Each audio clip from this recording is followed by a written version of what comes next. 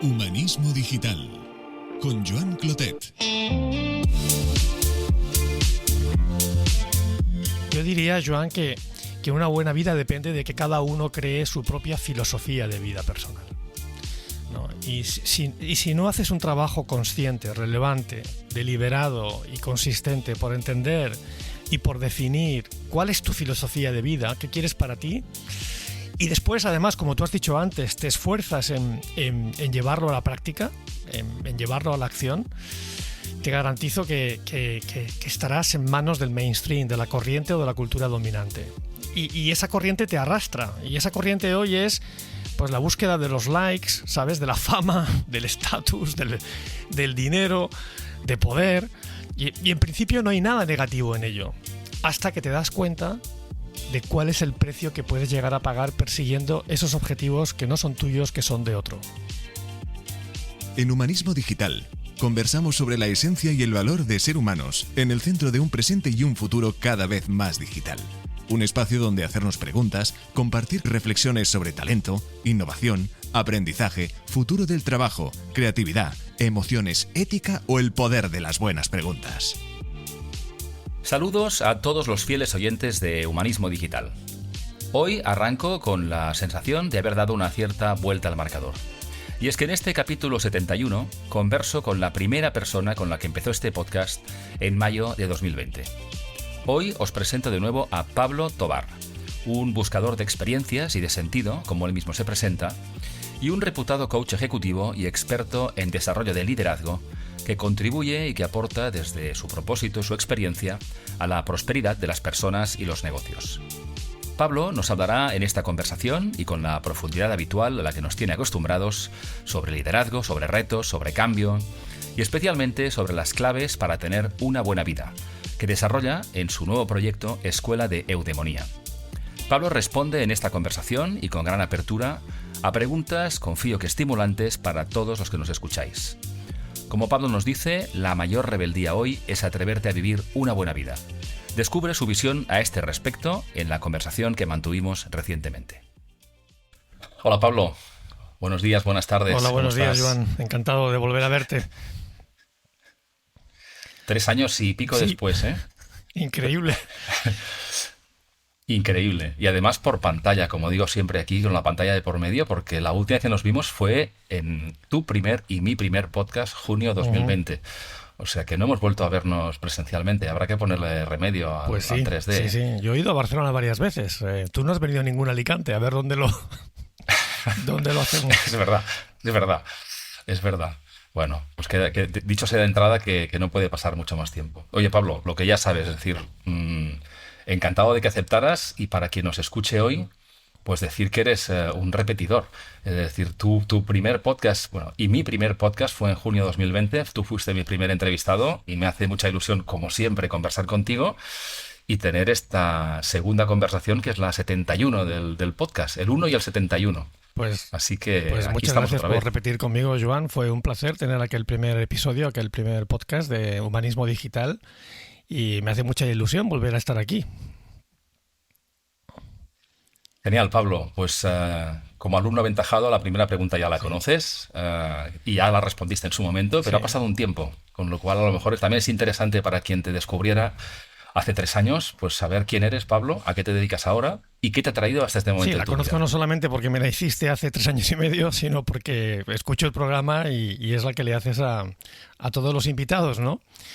Y entonces esta la tengo preparada. Entonces, reflexionando sobre ello, me di cuenta de que yo soy el mismo que hace 3 años y medio, un poquito más, ¿no? Cuando empezaste el programa. Pero también soy alguien distinto, ¿no? Entonces, fíjate que según la biología, yo leí por ahí, ¿no? Que dentro de otros 3 años y medio no habrá en mí ninguna de las células que existía cuando grabamos la primera vez en 2020. Dicen que cada 7 años renovamos todo el cuerpo, ¿no? No queda ningún resto en nuestros órganos, de nuestras células. Pero sin embargo yo soy el mismo, como dice uno de mis admirados cantantes, Rafael, esto quizás sorprende a algunos, yo sigo siendo aquel, ¿no? Y lo que dije entonces, no lo he vuelto a escuchar, no lo he revisado, pero lo que yo creo que dije entonces, hace 3 años y medio, es que yo soy un buscador curioso de experiencias, un buscador de conocimiento, un buscador de la verdad, ¿no? Y en un mundo cada vez más complicado, cada vez más fascinante también, pues tratar de saber esa verdad es algo que me mueve, ¿no? Me mueve. Y también un buscador de sentido, que yo creo que también lo dije en aquel momento.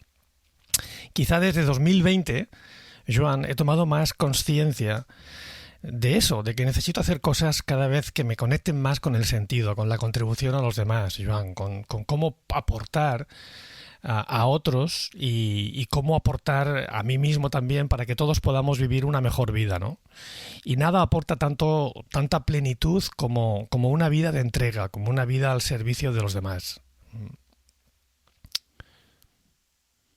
Muy bien, muy bien. Eso suena muy inspirador.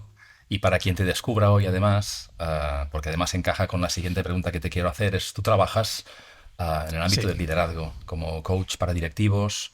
Es decir, por centrar un poco a quien no te conozca, a nivel profesional, ¿cuál es tu foco? Mi foco es, sabes que tengo mi propia empresa con un par de socios, es Adventure, la creamos en el año 2000, finales de 2010, o sea que ya llevamos unos cuantos años. Y estamos enfocados en desarrollar el liderazgo, en hacer coaching ejecutivo con alta dirección e incluye altos directivos más los equipos que ellos lideran, que ellos dirigen. Ese es el foco que hacemos. Les ayudamos a hacer transformaciones organizativas. Hay consultorías estratégicas que les ayudan más precisamente con eso, con la estrategia, pero debajo de la estrategia, Joan, siempre está el cambio personal, la transformación de las personas, ¿no? De cómo se adaptan. Y en ese tipo de transformaciones es donde contribuimos nosotros. Genial. Y fíjate, por un tema también temporal, ¿no? Es decir, conectamos tú y yo junio 2020, estábamos confinados. Tu trabajo también es hablar con muchísimas personas y conversar de temas además relevantes, profundos, Sí. introspectivos. Como experto, entre otras cosas, en liderazgo, y abundaremos un poco en esto, ¿tú crees que ha cambiado el concepto como tal? Es decir, tú hablas con muchísimas personas, líderes, personas que influyen en otras. La concepción del liderazgo hace 3 años ahora, ¿ves diferencias significativas basado en todas tus conversaciones y esas miradas que exploras? Pues yo te diría que no y que sí. Es decir, que es una... Déjame elaborarlo un poco. Es decir, hay una novela, La náusea de Sartre, que es la novela más existencialista y él dice ahí, nada ha cambiado y sin embargo todo existe de otra manera. Entonces yo creo que eso aplica también al liderazgo con respecto a hace unos años y ahora. Yo creo que fundamentalmente no ha cambiado. En el sentido de que para mí el liderazgo que no deja de ser como un tipo de cómo nos relacionamos con otros, pues me parece que es básicamente el mismo desde el inicio de nuestra civilización, que para mí se remonta a los tiempos de la Grecia clásica, ¿no? Siglo V, siglo VI antes de Cristo. Entonces el legado de todos aquellos sabios para mí se mantiene. Detrás del desarrollo del liderazgo sigue estando el aforismo aquel conoce a ti mismo, que está en el pronaos del templo de Apolo en Delfos, ¿no? Y ese aforismo se puede encontrar de una forma u otra en los testimonios dejados por muchos de aquellos griegos sabios clásicos antiguos, como Heráclito, como Tales de Mileto, como Pitágoras, o como no, como Sócrates, ¿no? En concreto se atribuye a Tales de Mileto, la sentencia de que la cosa más difícil del mundo es conocerse a uno mismo. Y eso se mantiene desde entonces, Joan. Y yo creo que se mantendrá mientras exista el ser humano. Pero el liderazgo también existe hoy de otra manera. Parafraseando a Sartre, ¿no? El mundo cambia, las personas tenemos diferentes expectativas, diferentes anhelos, diferentes sueños. Y hay un anhelo cada vez mayor, Joan, al menos en el liderazgo en las empresas, porque los líderes combinen de un modo extraordinario dos necesidades que tienen las personas, que tienen los equipos. Y a mí me gusta expresarlo en inglés porque se entiende mejor, ¿no? Y porque lo he aprendido así.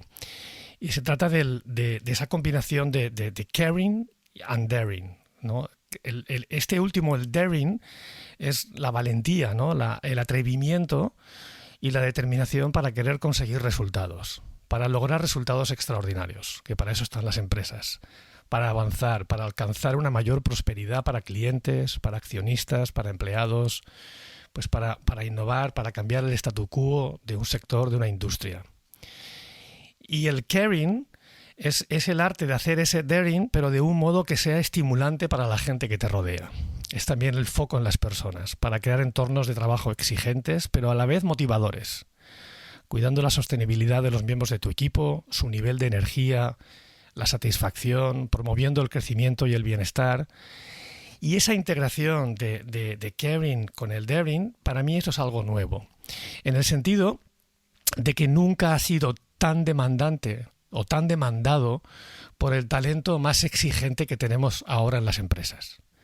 Después de la pandemia, en este pleno siglo XXI, con todas las transformaciones que se están dando, el talento de verdad cada vez es más exigente y exige, demanda de sus líderes, de los líderes, esa combinación de cómo tienes entornos retadores, ambiciosos y entornos donde realmente la gente pueda prosperar. Escuchándote me haces pensar que alguien que nos escuche pensará, ostras, ¿estaré yo preparado para estar a la altura de los tiempos? Y porque suena, lo que decías tú, tener una combinación de capacidades que además encaje con las personas a las que influyes, que también son diferentes y pasan por diferentes momentos en la vida. No sé si con las personas con las que tú conversas, digamos en su rol más profesional o como personas que van al trabajo, encuentras que tienen retos o dificultades más habituales, ¿no?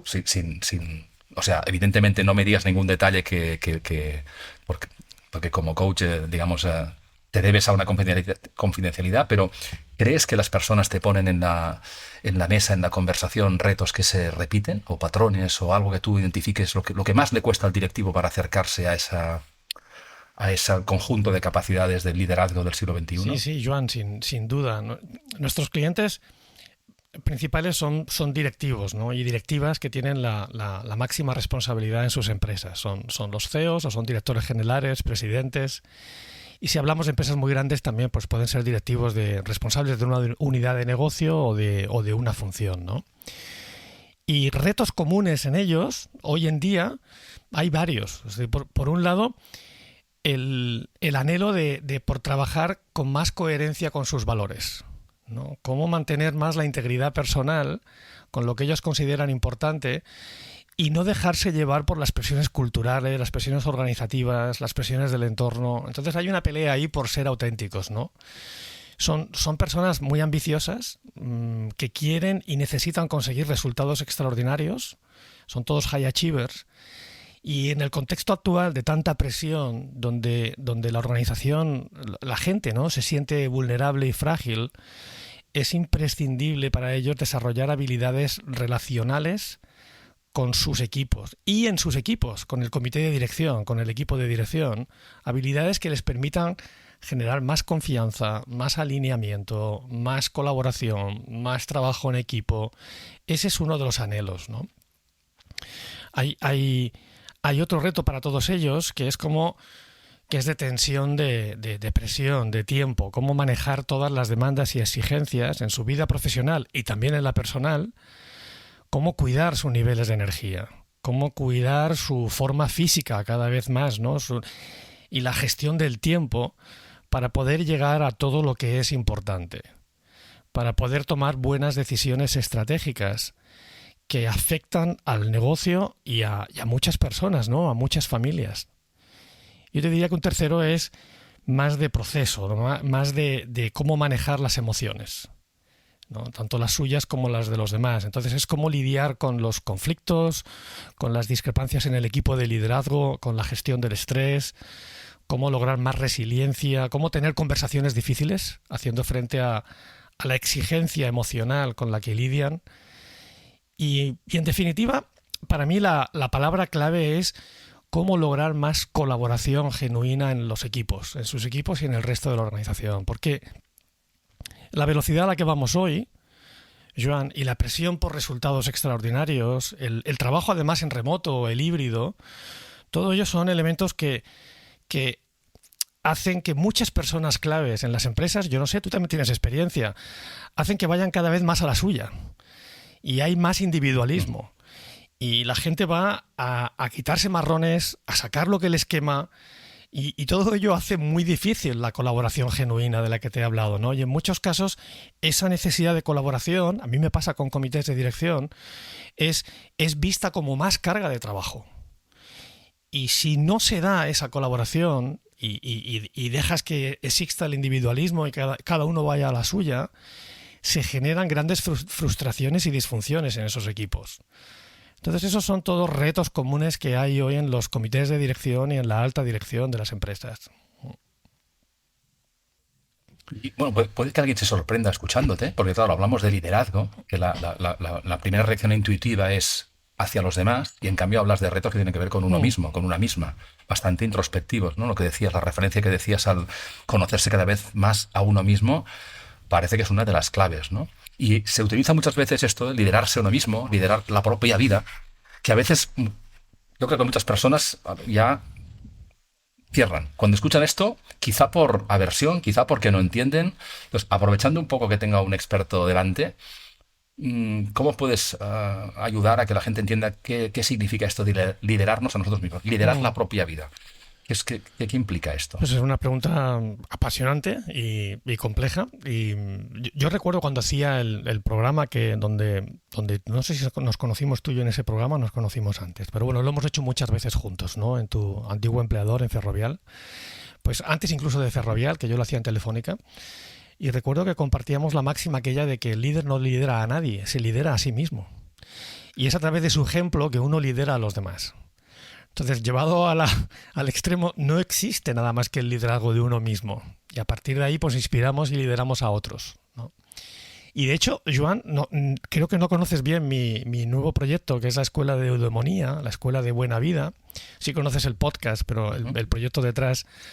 Y lo hemos creado precisamente para promover eso, para promover el autoliderazgo. Porque para mí hay dos dimensiones en el autoliderazgo, una interna y una externa. Entonces, la interna se refiere a trabajar con tu brújula interior, que está formada por el conjunto de tus valores más íntimos, más personales. Antes te decía, el reto que tienen altos directivos es cómo honrar sus valores en este contexto de tanta confusión, de tanta presión. Entonces, claro, primero para honrarlos hay que conocerlos. Y además de los valores, pues también el propósito guía, o sea, forma parte de esa brújula. ¿Cómo quieres impactar en los demás? ¿Cómo contribuyes a los demás? ¿Qué le da sentido a tu vida? Y esos demás, pues son todos los stakeholders que me sale, o sea, tu pareja, tus hijos, tus amigos, tu familia de origen, con los padres, con los hermanos, otros familiares, tus clientes y la comunidad en general, ¿no? Y fruto de esos valores y de esa conexión mayor con tu propósito, formas tu visión personal de cómo quieres crear tu vida, cómo deseas que sea el próximo capítulo de tu vida. Y esa es la dimensión interna. Entonces, como tú decías, primero hay que conocer todo eso y después llevarlo a la práctica. No sé si suena mucho a algo espiritual a la gente o a, ¿sabes?, o a incienso, pero es fundamental ese trabajo en cualquier persona y es lo que hacemos en procesos de coaching, por cierto. Y luego está la otra dimensión externa de cómo lideras tu vida. Entonces, en este sentido, liderar tu vida significa elegir y trabajar las que tú consideras que son áreas para una buena vida. ¿Qué es para ti una buena vida? Entonces, cada uno debe responder a ello. Entonces, yo desde el año 2017... Ahí hice un clic y ahí hubo una refundación en nuestra propia empresa, en Adventure, y también a nivel personal ocurrieron, pues como tenemos todos de vez en cuando, ¿no? Digamos, una transformación, o sientes internamente, y ahí tomé conciencia, estaba trabajando muchísimo, viajaba muchísimo a Estados Unidos, a Asia, a hacer programas de liderazgo, y ahí tomé una decisión de, ostras, me voy a enfocar más en qué es una buena vida y en honrarla. Y para mí las áreas son 7. Y esas 7 áreas, las he explicado alguna vez en otro sitio, es alimentación. Entonces, ¿cómo te alimentas? ¿Qué comes? ¿Cómo comes? ¿Cuánto y cuándo comes? Entonces, ¿cómo funciona la fisiología de la alimentación? ¿Qué es eso de la resistencia a la insulina? Los tipos de carbohidratos, los tipos de grasas y cómo se metabolizan. ¿Sabes cuál es la calidad nutricional de los alimentos? Entonces, no sirve aquello de que nos decían de que hay que comer de todo. Entonces, ese es un pilar, la alimentación. Otro es el cuerpo, cómo cuidas el cuerpo, la fuerza, la potencia, la movilidad. Otro es la mente, cómo aprendes, cómo estudias, cómo reflexionas, cómo cuidas tu manera de pensar, cómo sostienes el pensamiento crítico. ¿Sabes? ¿Cómo no te dejas llevar, que es imposible, ¿no?, por los sesgos cognitivos de los cuales sabemos más cada vez? Entonces esa es la mente. El descanso. ¿Cómo descansas y cómo te recuperas? Las relaciones, que ya hemos hablado antes, ¿no?, con todos los de tu entorno. El trabajo. ¿Cómo aportas valor y cómo a otros y cómo obtienes tu parte por ese valor que aportas, ¿no? Entonces, conectado también con el propósito. Y finalmente la séptima es el dinero. Entonces, ¿cómo gestionas lo que obtienes del trabajo? ¿Cómo consumes? Si ahorras, si inviertes, si compartes con otros. ¿Cuál es tu relación con el dinero, con la riqueza? El dinero es una de las instituciones más complejas y difíciles de comprender. Y la gestión del dinero, adecuada o inadecuada, tiene consecuencias relevantes en tu bienestar. Entonces, esas son las 7 pilares, o son los 7 pilares de la dimensión externa de liderar una buena vida. Y esa combinación de la dimensión interna y la externa es lo que hace falta, lo que tienes que poner foco para liderar tu buena vida. De nuevo, este es la base, la semilla de la escuela de eudemonía que estamos creando.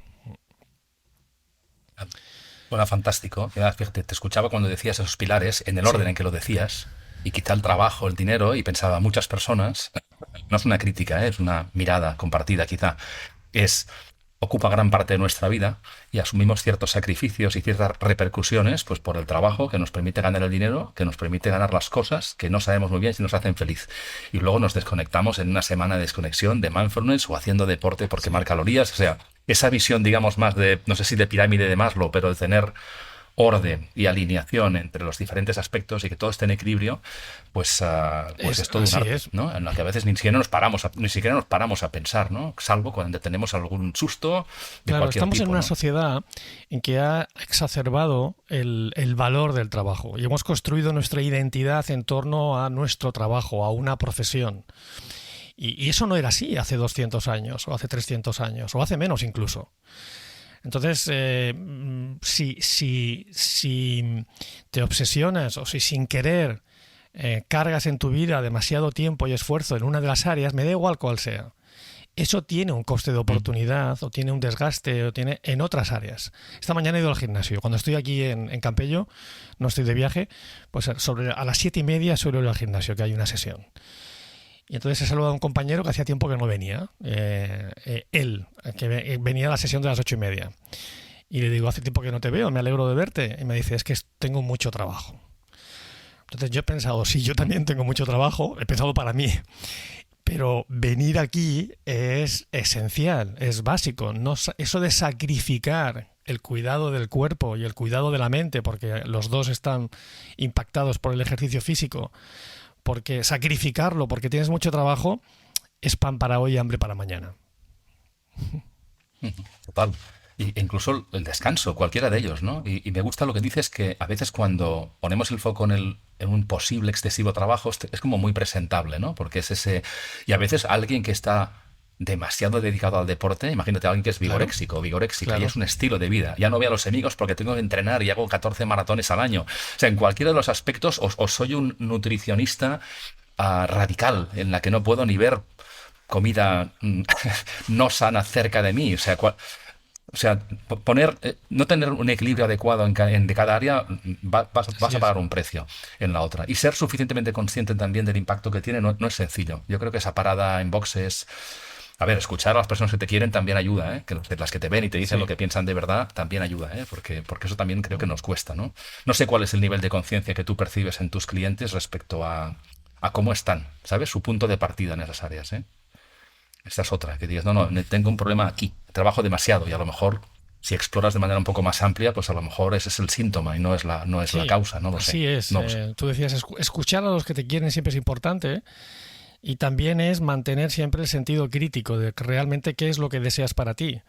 Porque si no existe el riesgo también de que te dejes llevar por el pensamiento dominante, por lo que se llama también en inglés por el mainstream, ¿no? Por cuál es la cultura dominante. Y entonces desconectas. Entonces tú me decías, ¿cómo liderarse a uno mismo? Es mantener esa conexión con los demás. El feedback de los que te quieren es imprescindible, pero hacer siempre el chequeo interior de la brújula de qué es lo importante para mí. Sí, sí, muy de acuerdo contigo. Mira, Pablo, antes decías también que uno de los aspectos del liderazgo clave, que lo comparto plenamente, es liderar con el ejemplo.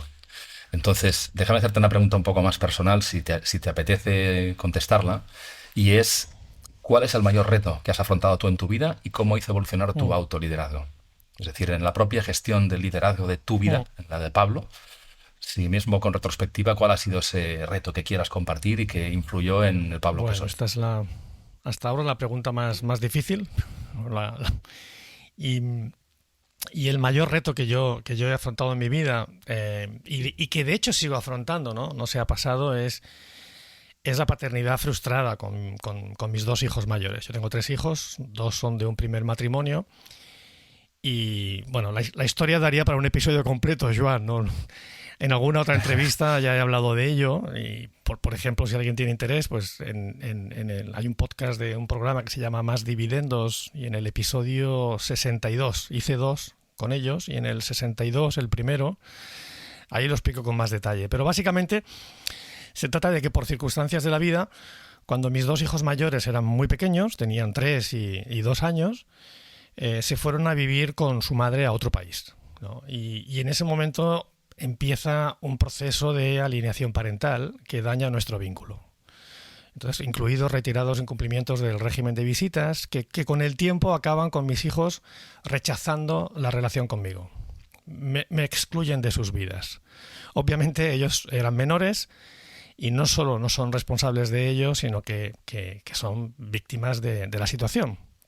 Yendo a tu pregunta, el impacto que eso tuvo en mí, pues primero fue lamentable, por supuesto, pero lo más importante que yo saqué de esa experiencia, que sin duda es la más dura que he afrontado y que sigo afrontando, es el aprendizaje de todo lo que uno puede obtener de las situaciones de adversidad, de cualquier situación de adversidad. Cuando te enfrentas, en mi caso, a la padrectomía, que es como le llamo yo, ¿no? a esa paternidad frustrada, te das cuenta de que de repente de que la vida puede ser muy injusta y que las cosas pueden ir en contra de la ley natural, que es la que ampara el derecho de la relación entre los padres y los hijos, ¿no? Es la ley natural, ni siquiera hace falta ley humana. Y cuando te das cuenta de que eso se te sustrae, de que no puedes hacer nada, de que no hay nadie ni institución que te ampare, ni el sistema legal de España, ni aún menos el del otro país, ni el Ministerio de Asuntos Exteriores, ni el Tribunal Internacional de La Haya.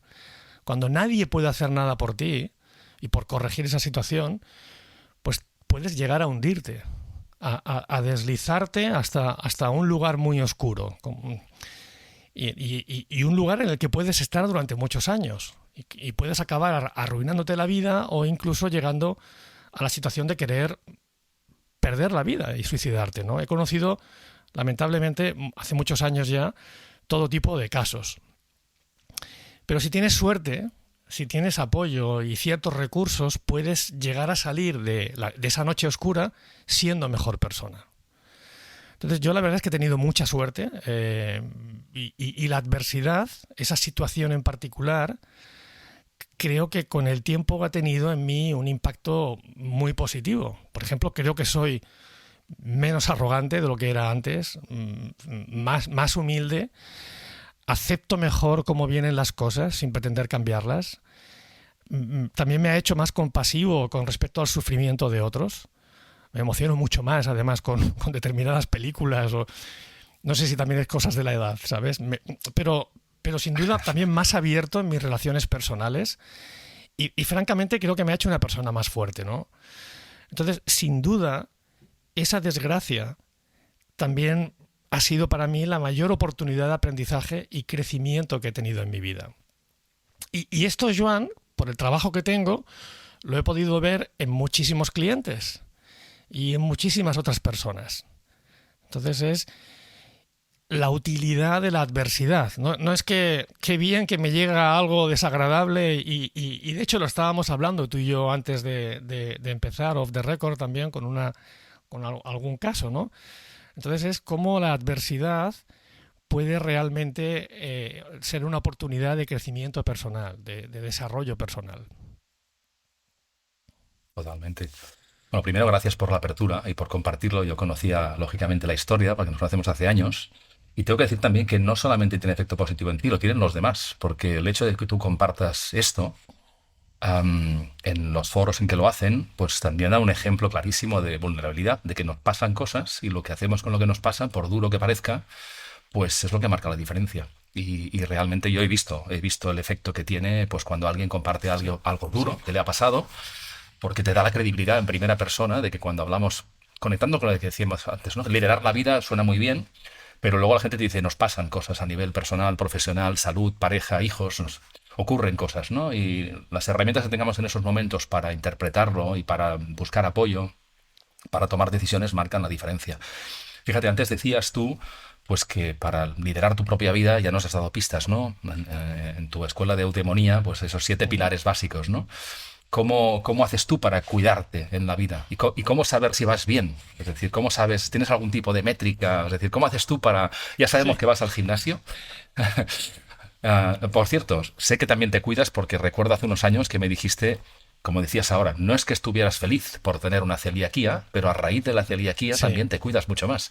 Con lo cual, otro aspecto más que, bueno, que apareció en tu vida, que no lo pediste y que lo has transformado en positivo para cuidarte más que antes, ¿no? Sí. Bueno, en cualquier caso, es decir, ¿qué haces tú para cuidarte en tu vida y sobre todo cómo sabes si vas bien? Sí, yo presto bastante atención como te decía, desde el año 2017 hasta ese año reconozco que estaba muy desequilibrado hacia el trabajo, ¿no? E incluso alguna persona cercana a mí me decía, tú lo conoces, de hecho, hoy es socio mío, es Javier Jansó, ¿no? Él en aquel momento estaba formándose, certificándose para ser coach, y entonces me vino, nos conocíamos, y me dice, quiero trabajar contigo, Pablo, quiero que tú me hagas la supervisión, el mentoring que es necesario cuando te certificas. Y entonces yo no trabajo con particulares, pero en ese caso lo hice. Y entonces él me dio un feedback muy bueno, que es cómo saber si vas bien. Que él decía, ahora que te conozco más y veo el ritmo que llevas, pues no me resulta muy interesante atractivo el hacer el trabajo que tú haces, ¿no? Y la verdad es que es un comentario que me llegó al alma. Fue en ese año, eso fue en el año 2016. Y desde entonces, pues, construí eso que te he dicho y procuro prestar mucha atención. A veces sale mejor, a veces sale peor, pero sin duda hay una buena progresión. Entonces, sin obsesionarme, que es uno de mis peligros, tengo un rasgo obsesivo en la personalidad y que tengo que mantener a raya. Ayuda en muchas cosas, pero hay que mantener a raya. Entonces yo me ocupo de que esas 7 áreas estén, pues como tú decías, equilibradas, ¿no? Y siempre de acuerdo con la brújula interior, con esa combinación de valores, de propósito y de sentido de contribución a los demás.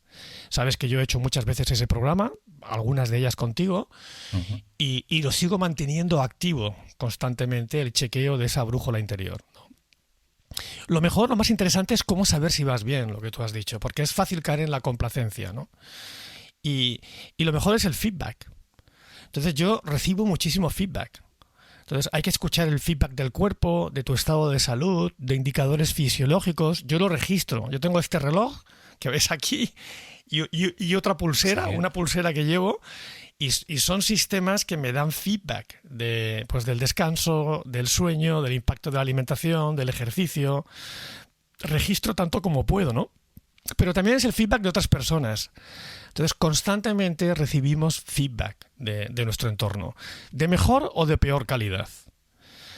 Pero hay que estar abierto a ese feedback. Hay que saber escucharlo, saber descifrarlo, entenderlo, aceptarlo, integrarlo. Entonces, yo tengo la suerte, Joan, de que estoy rodeado de algunas personas que son muy buenas dando feedback y que lo hacen a veces sin piedad, ¿no? Empezando por Verónica, por mi esposa, y pasando después a mis socios o a amigos en el trabajo, en Adventure. Es decir, tenemos una cultura organizativa entre nosotros de practicar muchísimo el feedback, porque es también lo que predicamos con clientes. Pero también feedback de clientes, feedback de amigos. Entonces es importante y es una de las cosas que hacemos más en las empresas. Cómo formar a la gente, cómo prepararlos para que puedan dar mejor feedback y también para que puedan recibirlo. aceptarlo, integrarlo.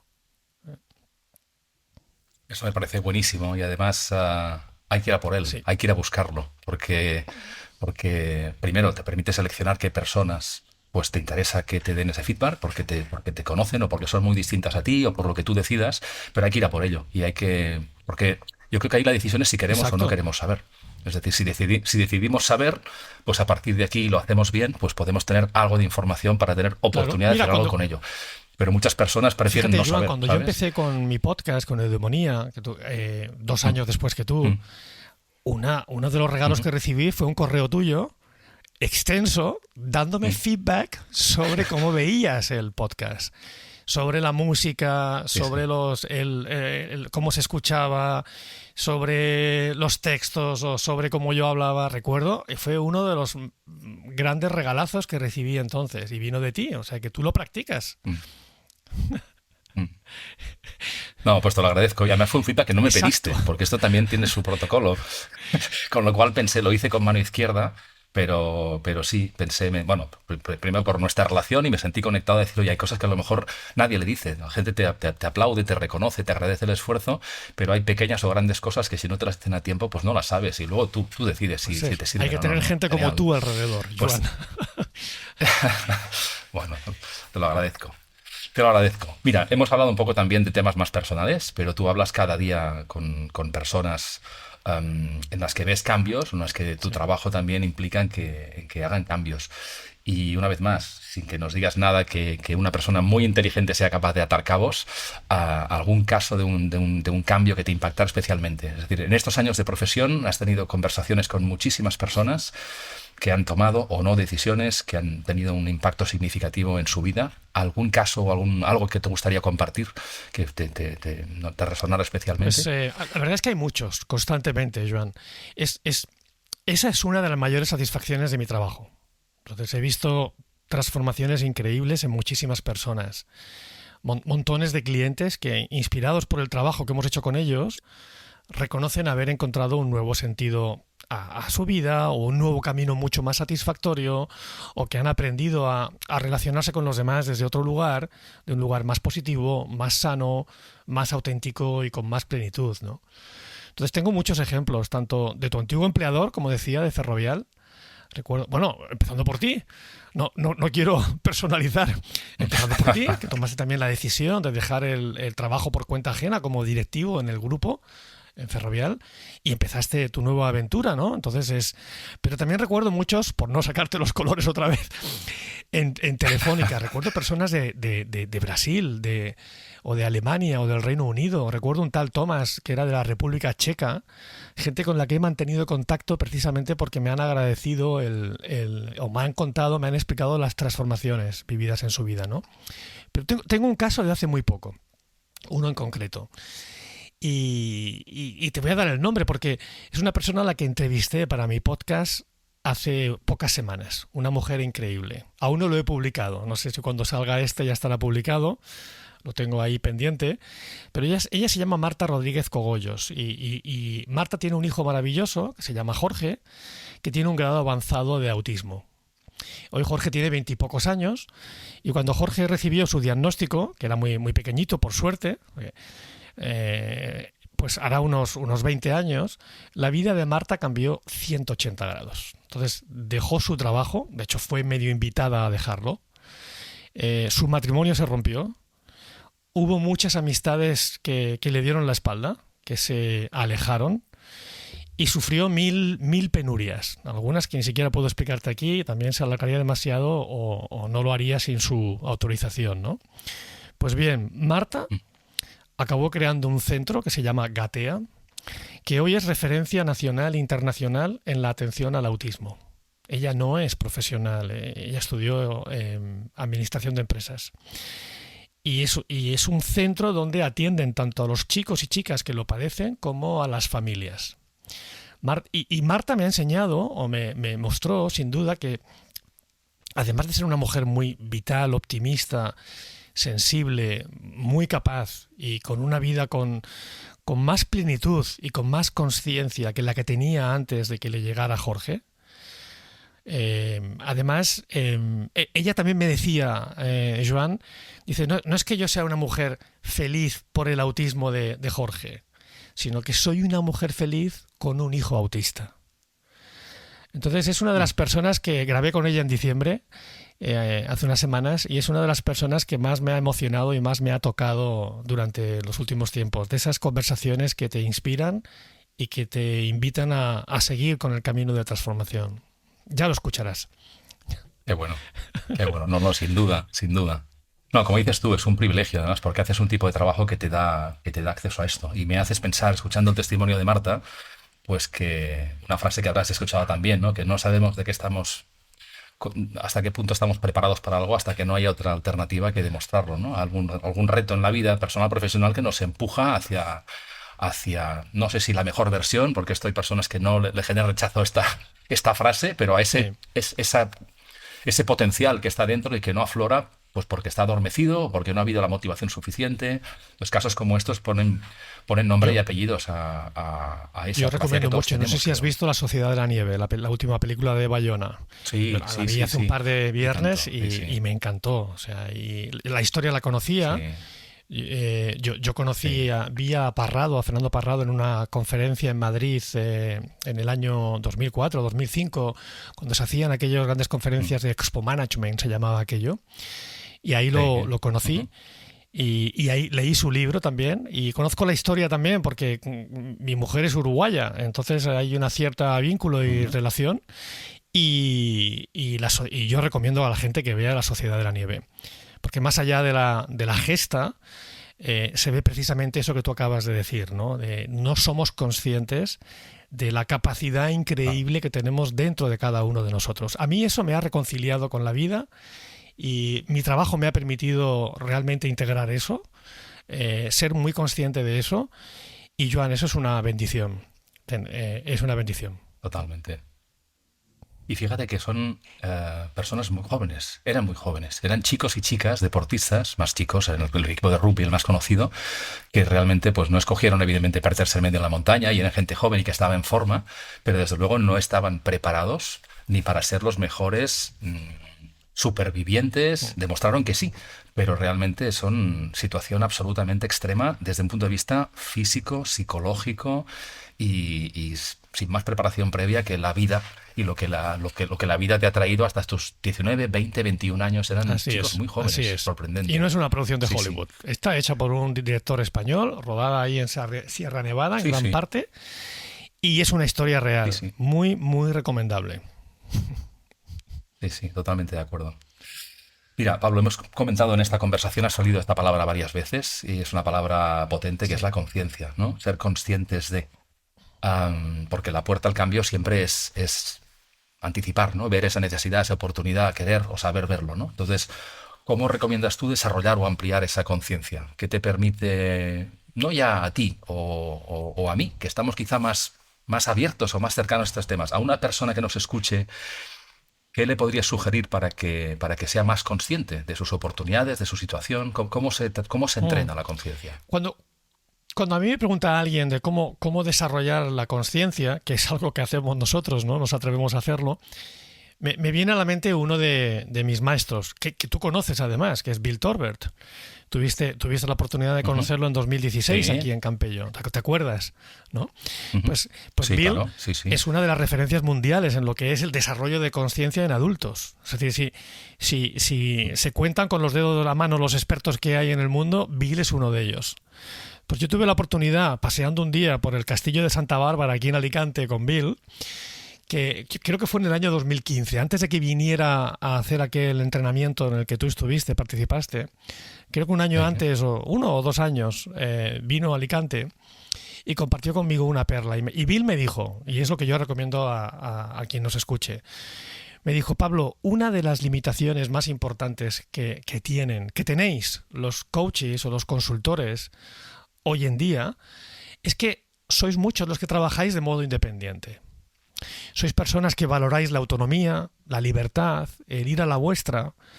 Dice, y eso está muy bien por un lado y es un problema.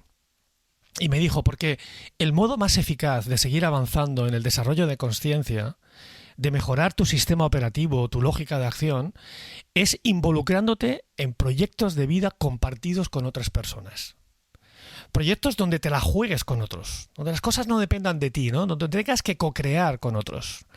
Donde además tú no seas ni el jefe que le dice a otros qué hacer, ni el que obedece a otro que es el jefe, sino donde seáis socios co-creando en mutualidad continuamente. Y siguió diciéndome, ya sé que ello es incómodo y requiere energía, requiere tiempo, requiere paciencia, requiere estar continuamente negociando de modo genuino, requiere tratar de compartir tus ideas con pasión y a la vez estar abierto a las ideas de otras personas, ¿sabes? Es desgastante, es desafiante, es complicado, a veces es caótico, me decía, y siempre es demandante. Dice, pero es el mejor modo de desarrollar o ampliar tu nivel de conciencia. Y Joan, desde que Bill me dijo aquello, ahí tomamos... Buscas socios por todas partes. Dani y yo tomamos la decisión... Dani es mi socio con el que fundé Adventure, tú lo conoces. Tomamos la decisión de refundar Adventure. Tomé la decisión de desvincularme de Oxford Leadership aquí en España, porque era una estructura bastante clasicona en cuanto a la toma de decisiones, con poca co-creación, y buscamos más personas para que se incorporaran al proyecto de Adventure. No para crecer y para trabajar con más clientes, que también, sino precisamente para buscar ese entorno que permita el desarrollo de conciencia. E incluso, no sé, lo que lo diga ella, pero hasta transformé o cambié mi relación con Verónica, con mi mujer. Entonces yo lo que diría es, sigamos el consejo de una gran referencia en el desarrollo de conciencia, que es Bill. Buscad relaciones de mutualidad, de co-creación. Y además, fíjate que tiene que ver con exponerse, tiene que ver con tomar decisiones, tiene que ver con actuar. A veces dices conciencia y piensas en introspección, retiro espiritual y introspección. Y también, pero realmente nos conocemos cuando decidimos, cuando nos exponemos, cuando vivimos las cosas, nos pasan las cosas. Y de nuevo, cuando recibes feedback, conectándolo con lo anterior, ¿no? Claro. Totalmente. Pablo, se nos pasa el tiempo volando hablando contigo, como pasa siempre, ¿no? Y nos has hecho un montón de cosas interesantes, pero si quien nos escuche te gustaría que se quedara con algo, con una idea, con un sabor, con un concepto, ¿qué te apetecería que fuera? Como el tema del episodio este es liderar tu vida o liderar nuestra vida, yo diría, Joan, que una buena vida depende de que cada uno cree su propia filosofía de vida personal, ¿no? Y si no haces un trabajo consciente, relevante, deliberado y consistente por entender y por definir cuál es tu filosofía de vida, qué quieres para ti, y después, además, como tú has dicho antes, te esfuerzas en llevarlo a la práctica, en llevarlo a la acción, te garantizo que estarás en manos del mainstream, de la corriente o de la cultura dominante. Entonces, y esa corriente te arrastra, y esa corriente hoy es pues la búsqueda de los likes, ¿sabes? De la fama, del estatus, del dinero, de poder. Y en principio no hay nada negativo en ello, hasta que te das cuenta de cuál es el precio que puedes llegar a pagar persiguiendo esos objetivos que no son tuyos, que son de otro. Entonces, en mi opinión, saber cuál es tu filosofía de vida, qué es lo que deseas para ti, es el paso más importante. Tú sabes que yo estoy influenciado por el estoicismo. Y por ello hace poco publiqué un audio que está teniendo muy buen impacto, muy buena acogida, y ese puede ser un buen lugar para empezar. Pero también digo siempre, hay otras alternativas o complementos al estoicismo. Búscalas, haz tu trabajo personal y ten la rebeldía, porque hay que ser rebelde hoy, el atrevimiento y la valentía para vivir, para descubrir y para vivir la vida que deseas para ti. Eso es para mí lo más importante, Joan. Genial. Lo comparto plenamente. La verdad es que, como decía, era Confucio que decía, no importa cuánto camines si no sabes dónde vas. Y hoy que parece más presentable la acción y al aparentar estar muy activo, realmente si es con un foco equivocado o sin foco, pues realmente, bueno, el tiempo y la energía que no vuelven, pues la empleamos de manera poco eficiente, ¿no? Pablo, la última pregunta de esta temporada también siempre es la misma. suele proyectarse hacia el futuro, y es de qué te gustaría que habláramos en 10 años. No sé si aquí empieza a incomodarme un poco porque la veo demasiado lejos en el tiempo. Espero que hablemos antes tú y yo y que nuestras células no hayan cambiado tanto como para que nos sigamos reconociendo. Pero bueno, en cualquier caso, en una conversación enviada a un medio o largo plazo, ¿de qué te gustaría que habláramos tú y yo? Conociéndote y conociéndome, con lo curiosos e inquietos que somos los dos, yo lo que quiero es sentarme contigo para hablar de los proyectos que entonces tendremos. Los dos estaremos ya en lo que se considera edad normal de jubilación, y estoy seguro, Joan, que tendremos proyectos para contarnos para los próximos 20 años. Si me dijeras temas, se me hace muy complicado, porque 10 años, como tú decías, hoy en día es fiarla demasiado largo. Por ejemplo, antes de esos 10 años, o sea, la computación cuántica será común y revolucionará campos como la investigación médica, la astronomía, el aprendizaje automático. Habrá una revolución en genética, en neurociencia, en robótica molecular. O sea, va a ser... se hablará ya no solamente de cómo mejorar la longevidad, sino de cómo revertir incluso el proceso de envejecimiento, ¿no? La inmortalidad estará cerca. Y la educación, que es un ámbito en el que tú y yo nos apasiona, para mí habrá una revolución que cuesta imaginar, ¿no? Será increíble. En pocos días, en Estados Unidos, cuando publiques esto ya habrán salido, salen las gafas de Apple, las Apple Vision Pro. La realidad virtual. Que pretende ser no sé cómo les saldrá, pero pretende ser una revolución como la del iPhone.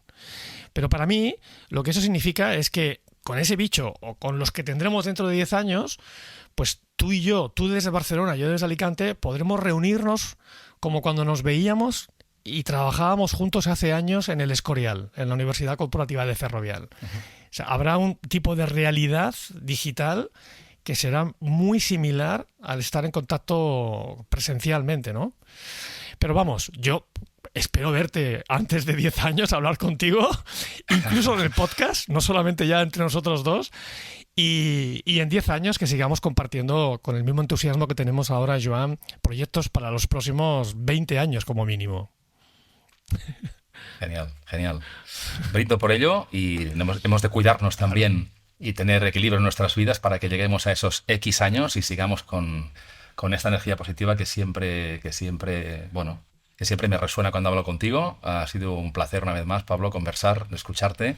Estaría 2 horas más hablando contigo, pero bueno, las aplazamos, pero no para dentro de 10 años, ¿eh? Es decir, no pasará tanto tiempo, pero me encantará poder seguir conversando contigo. Pero por hoy, gracias por el tiempo y por todas tus reflexiones que creo que van a interesar mucho a las personas. Quien te descubra hoy, Pablo, además de las referencias que has mencionado que pondré en las notas del episodio, quien quiera descubrir y saber más de Pablo Tovar y sus proyectos, ¿dónde les enviamos? Primero que escuchen nuestro episodio 1 para que vean cómo estábamos hace 3 años y medio. Ah, exacto. Muy bien. Con peor sonido que hoy, debo decir por mi parte al menos. Por el mío también, creo. Pero a mí me encantó aquel primer episodio era aquello, buenas preguntas para no decíamos para una buena vida, pero el poder de las buenas preguntas, acuérdate. El poder de las buenas preguntas. Sigue siendo muy relevante, o sea, que vayan allí. Pero bueno, me pueden encontrar si tienen perfil en LinkedIn, pues ahí estoy. Y luego lo mejor es en escueladeeudemonía.com. Ahí me encontrarán. Muy bien, yo te descubrí en su momento también preguntando por algún experto en esta materia a un amigo común, que era Javier Lemón, que me hizo saber de ti. Esa fue mi primera conversación para que me aconsejaras cómo formarme en esto, y hace ya pues 2013, 2014, 2012 quizá o 13. Y me alegro mucho pues que tantos años después pues sigamos aquí pues hablando de lo que nos pasa, lo que pasa a nuestro alrededor, y también de lo que cada uno en nuestra medida pues podemos aportar. Así que ha sido un placer, mío, Pablo. Joan, de estar aquí en Humanismo Digital, que es un lugar de encuentro fantástico, de conversaciones interesantes. Lo haces francamente muy bien. Genial, lo mismo te lo agradezco y lo mismo te digo. Es decir, que me alegro que te lanzaras a tener tu propio espacio, porque también aportas muchísimo valor allí, y lo dejaré en las notas del programa para que quien quiera saber más de ti y escucharte con recurrencia pues lo haga. Yo lo recomiendo, creo que tienes mucho que decir y mucho que escuchar con apertura. Esa es mi invitación, ¿eh? Sin limitaciones. A veces el mundo del coaching, no sé si te ocurre, pero tiene muchos estereotipos. Entonces yo creo que hay que hablar con personas que hablen de su profesión con profundidad, con sensibilidad respecto a la persona que está delante, que somos personas humanas de carne y hueso, que nos pasan cosas, los primeros a nosotros.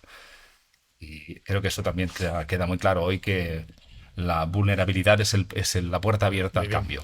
Un abrazo grande. Muy bien, amigo. Lo mismo para ti. Chao. Hasta pronto. Gracias por escucharnos. Espero que la conversación os haya aportado algunas claves para ser mejores arquitectos de vuestra vida, como Pablo nos invita.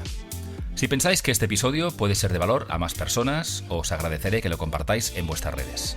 He dejado todos los enlaces mencionados en las notas del episodio, incluyendo la primera conversación que mantuvimos con Pablo en 2020, cuando nació este podcast, y que es una de las más escuchadas de este espacio.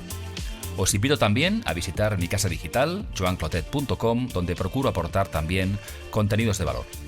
Volveremos pronto con otra conversación interesante de la que aprender. Gracias por acompañarnos un día más y hasta pronto.